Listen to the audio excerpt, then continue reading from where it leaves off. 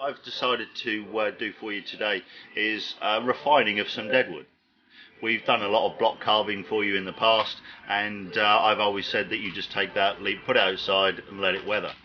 That you do, and this tree is a perfect example of that. This is pomegranate. This is collected in Sicily, and it's had several years in a pot just sitting around doing basically nothing.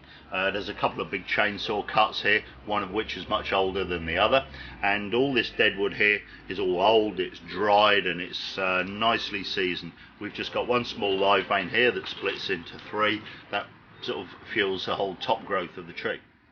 Now, the important thing to know when refining deadwood is to have an understanding of how deadwood in its natural environment will decay, because the lower part is usually in the shade and it's damp from the soil, and so we tend to get rot in the lower areas, where in the upper areas oxidization and the heat of the sun, the constant sort of wetting and drying and expansion and contraction tends to produce a much more sort of harsh looking deadwood.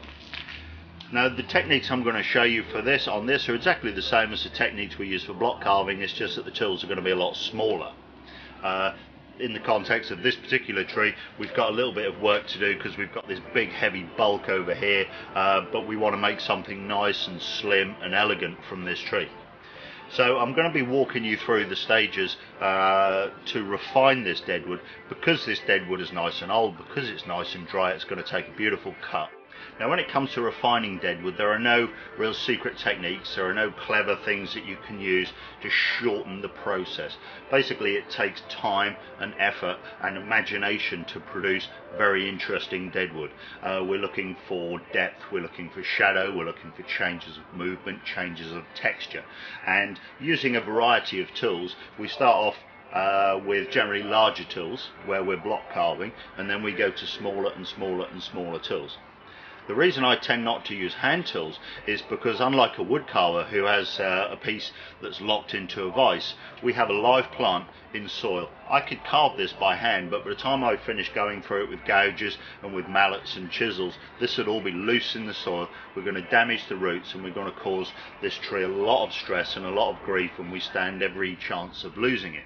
So what I'm going to be doing with this tree is using power tools, because they work on the tree with a very light touch. So they're not going to shake the tree loose in the soil. When we're finished, this is just going to be as tight as it is now.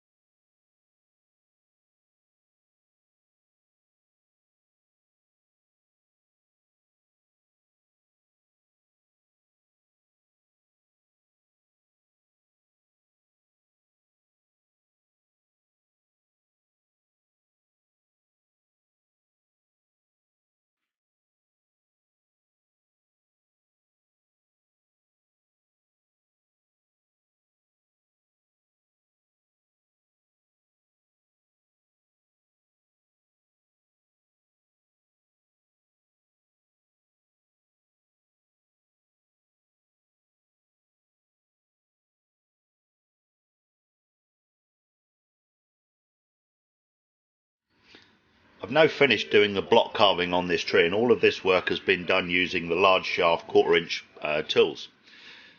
It's important to get the basic shape right before you move on to detail work, because otherwise it doesn't matter how good you are at texturing and graining, it's not going to look right if the underlying shape is not right. So now I'm going to start to move on to smaller tools like this. This is a flexible shaft on a small power tool, and here I've got a little cutter which cuts forwards and sideways.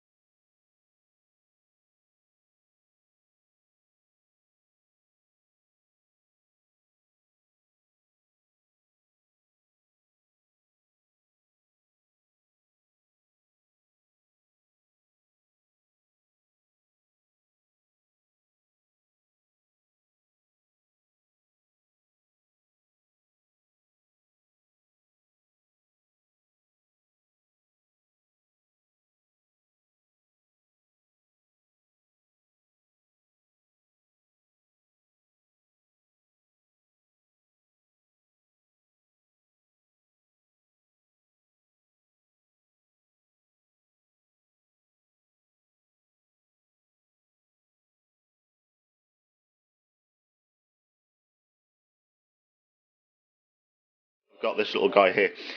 This is a standard flat rotary wire brush, but what's happened with this is it's been soaked in epoxy resin and then compressed. That makes a very narrow wheel with a very nice cutting edge that is very good for this detailing work. So what I'm going to do is just use this to blend this all together.